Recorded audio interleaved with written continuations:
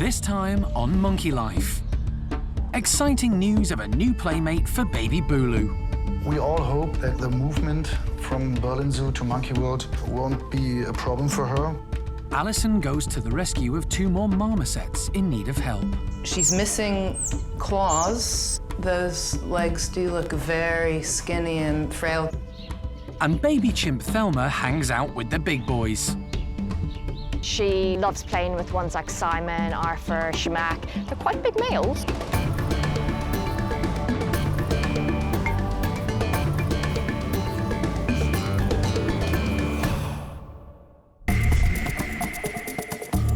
Monkey World in Dorset, buried deep in the English countryside, is the largest sanctuary of its kind on the planet.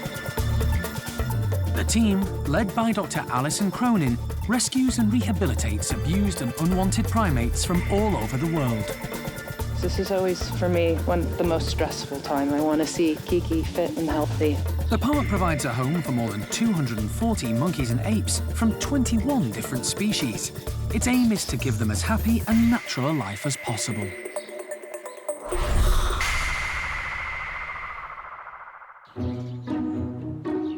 At the Orangutan nursery, recent arrival baby Bulu is settling in well. He's being hand-reared by the keepers, but today it's time for a new challenge. They're preparing a special playroom to help encourage him to become more mobile with lots of toys and hoses. It should also help his strength and coordination. The team are keen for him to get used to being around other orangs, so have made sure he can still see them. Alison has come along to check how he's getting on.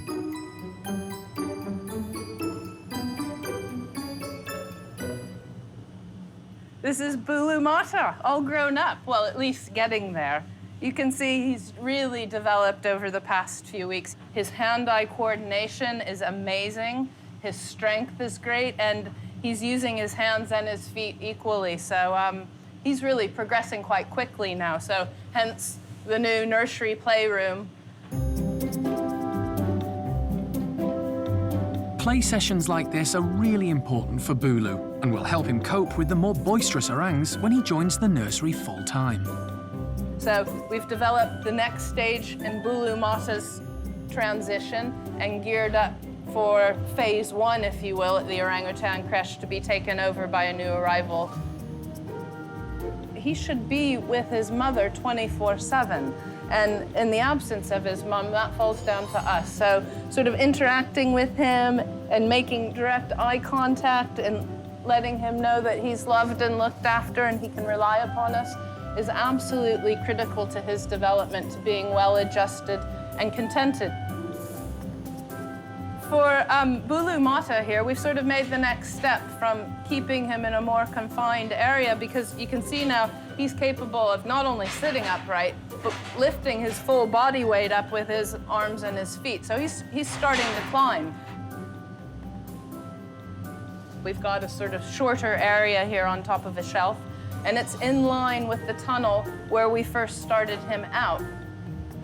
Bulu's old baby tunnel, where he spent his first few weeks, is now being prepared for a new little orang, who will hopefully be a playmate for him.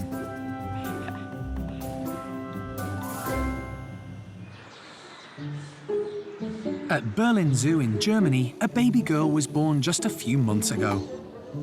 Keepers there named her Rika, and she weighed a healthy 4 pounds. But sadly, Rika's mum, who had never had a baby before, didn't bond with her and ended up rejecting the little orang. So the team at Berlin Zoo had to take over and are now hand-rearing her.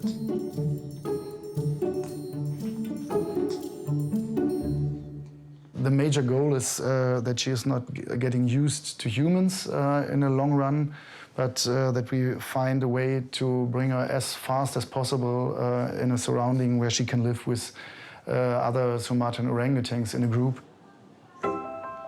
Monkey World is home to the European creche for orphaned orangutans. The keepers have a lot of experience in bringing up babies who've either lost or been rejected by their mothers. And after hearing about Bulu, the Berlin team have decided it would be the perfect place for Rika to grow up too. We're happy that we found in Monkey World the perfect place where she can live together with a newborn Sumatran orangutan that is only 4 months older. The Orang nursery has 2 adult females who act as adoptive mums and keep an eye on the youngsters. When we heard that Monkey Worlds have also foster mothers that take care of our babies so that they can live together in a normal surrounding with other orangutans, that's a situation that we can't offer her in our zoo. We all hope that the movement from Berlin Zoo to Monkey World won't be a problem for her. At the moment, there's no better place, in our opinion, than Monkey World.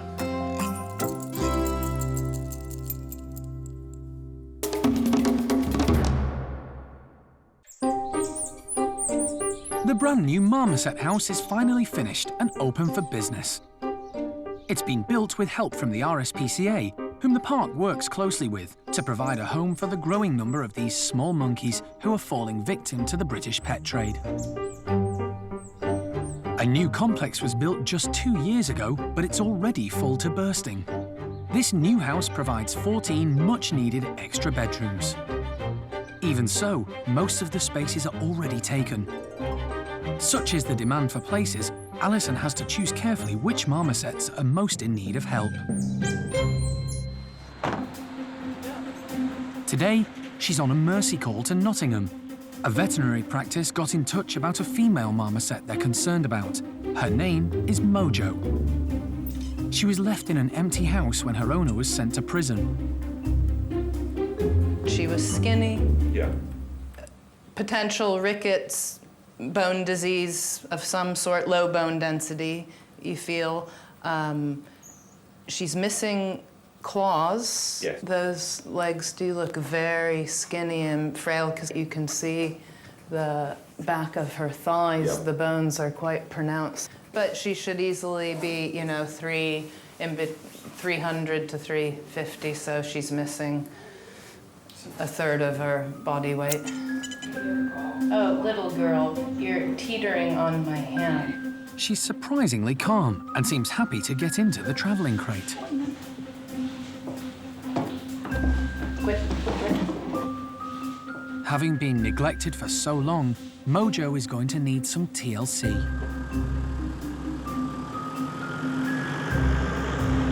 Alison has given her plenty of sustenance for the journey to her new home. New marmoset for you, my friend. Back at the park, Mojo makes a shaky exit out of the travel crate.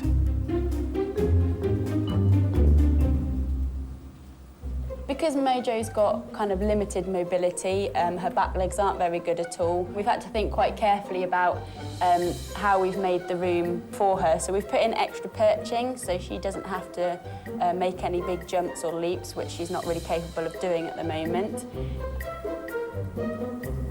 Mojo is absolutely lovely character. She's really, really sweet, got a real gentle nature about her. Marmosets are really, really social animals. In the wild, they live in their family groups. It's not natural for them to live on their own, and if they are in solitary confinement, then they really do suffer, both physically and mentally. So it's very, very important that we can get a friend in for her and get her a little family and some company.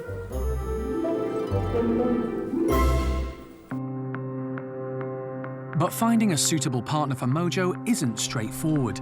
The team have to think very carefully about which animals they put together. Alison has had a call about another marmoset who's also in need of help and lives quite close by. He's called Albert. We'll go over to his house, see what he's like, learn a little bit about him, and then bring him back here to the park. Following a little bit of an operation at the local vet clinic that's on our way. He's going to have a vasectomy so that there are no babies coming after Albert meets Mojo. There are no guarantees Albert and Mojo will get on. Only time will tell if it's going to be a match made in heaven.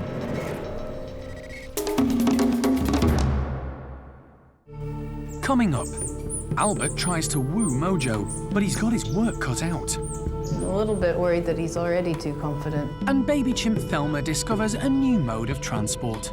When they do start moving onto the back, it opens up a whole new world for them because they can see better.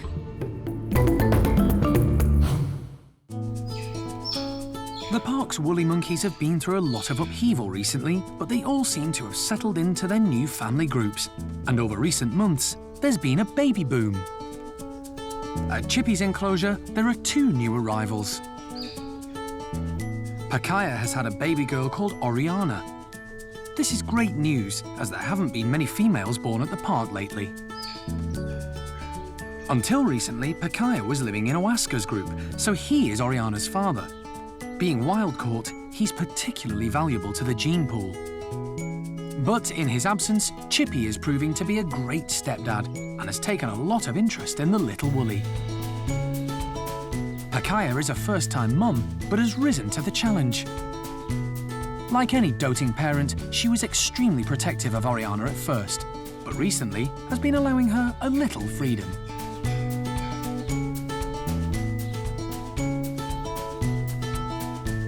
Yurima is a lot more relaxed with her new baby Carlos, and that seems to be rubbing off on him. The little woolly has been pretty chilled ever since he was born.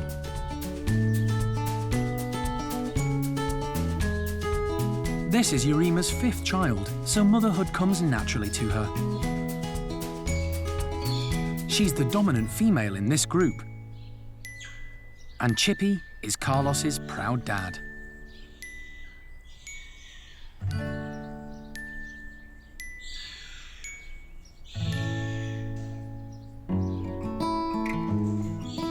Despite the park's success, woolly monkeys are notoriously difficult to breed. There are less than 40 left in captivity in the world, which makes the new arrivals here in Dorset all the more valuable.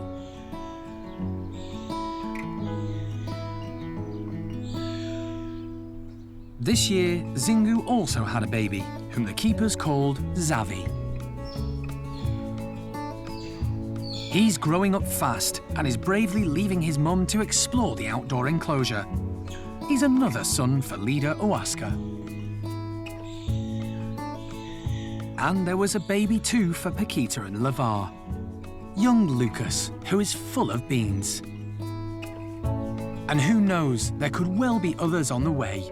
Woolies don't always show their pregnancies until late in the day, and in the past, they've often kept the team guessing. Babies are always a welcome addition to any bunch of primates, and they can have a big impact on group dynamics. And over at Hanania's enclosure, Cherry's daughter Thelma is no exception. Thelma's doing absolutely brilliantly. She's no longer a small little entirely dependent baby. She's coming more into her own now. She's actually a little mini chimp. She is feeding, so she's picking up her own bits of food. And she's discovered a new mode of transport. Generally, you find babies when they're born, they cling on to the mum's stomach. It's obviously a bit more secure there. Eventually, when they do start moving onto the back, it opens up a whole new world for them because they can see better.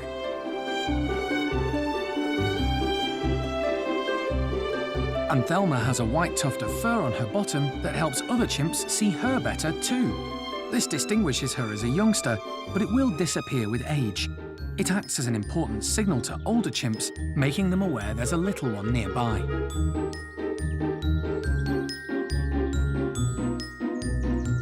Cherry is coping really well with Thelma, and it actually is a little bit easier now that she's riding on her back.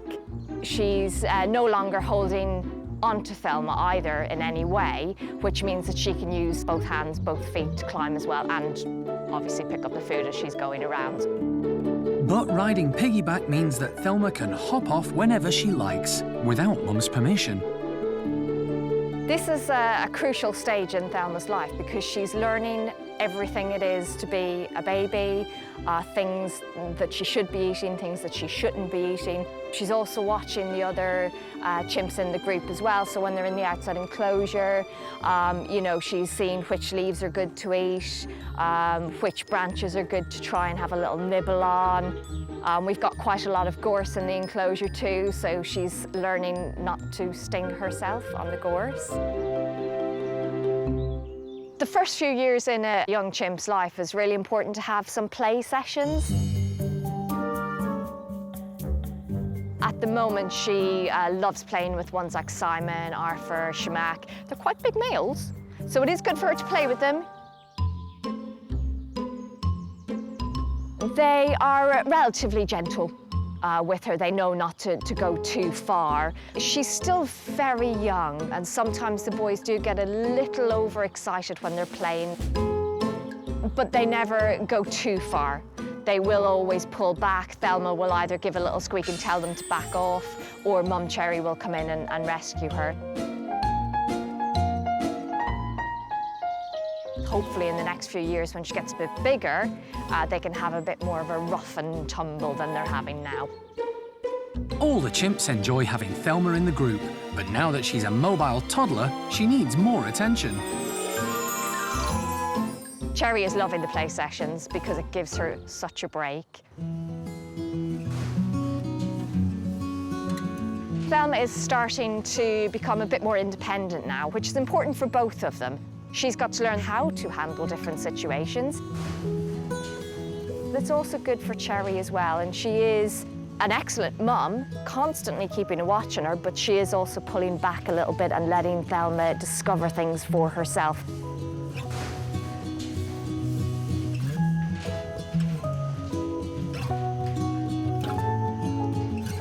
The group as a whole are really good at the moment. They seem to be a lot more settled, especially with Thelma in there. It's really helped them all to come together and work together more as a group.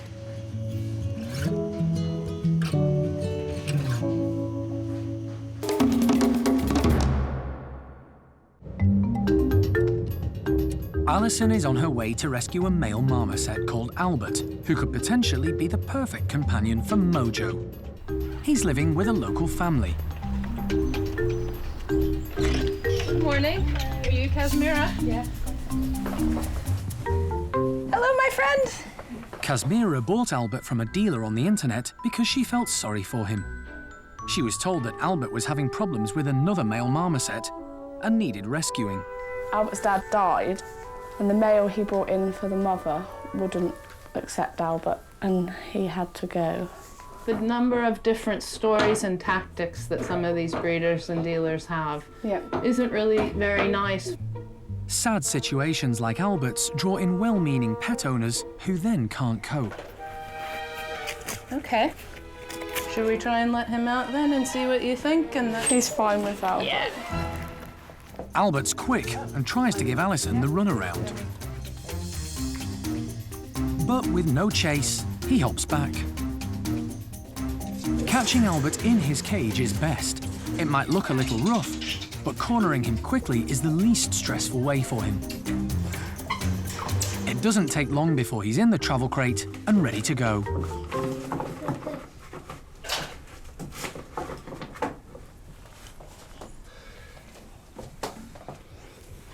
It's all right. Pretty quick, though.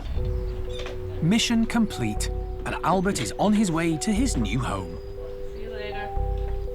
No, once again, you know, what a lovely lady and a nice family, and she clearly cares an awful lot, which is why she bothered to call us and make arrangements for Albert, because she knew it wasn't right.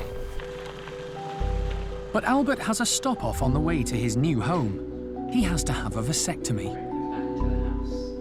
It's a small but vitally important operation. The park doesn't want to breed marmosets since they need all the space they have for rescued animals. Emily is one of the team that's going to look after Albert. Really nice, actually. Vasectomy good, microchipped him, weighed him, he's 390. Okay. They take him straight to meet Mojo. he's put into a bedroom next door. Oh, look at, isn't he beautiful? Mojo seems interested and can hear Albert. They eye each other up. Alison and Emily wait, ready to open the door that separates them. Wanna give it a go? I'm up for it. All right, she looks keen. He definitely looks keen. Oh, here she comes. The moment of truth. She looks a little bit feisty herself. You gonna tell him? Albert is a little over-keen. He gets a verbal warning, He's totally full of himself. so he tries more gentle tactics. Oh, that's nice. That's a nice approach. The pair seem comfortable together. Albert is keen to get closer to Mojo and edges nearer. And Mojo seems happy with his advances. Yeah, she's trying to groom. Oh, she looks like she's leaning over like you could groom me. It's impossible to know how rescued marmosets will react to each other. Sadly, some that have been pets don't know how to communicate with their own kind. But for this pair, all the signs are looking good. We'll keep them together. We'll keep a very close eye on them. Someone will be here watching all day just to check how it all goes. And then come tonight, we'll make a decision and decide whether or not we're happy for them to stay together or whether or not we need to give them a bit of a break and let them sleep separate and start again tomorrow. So, yeah, so far so good, and we'll just see how the rest of the day pans out.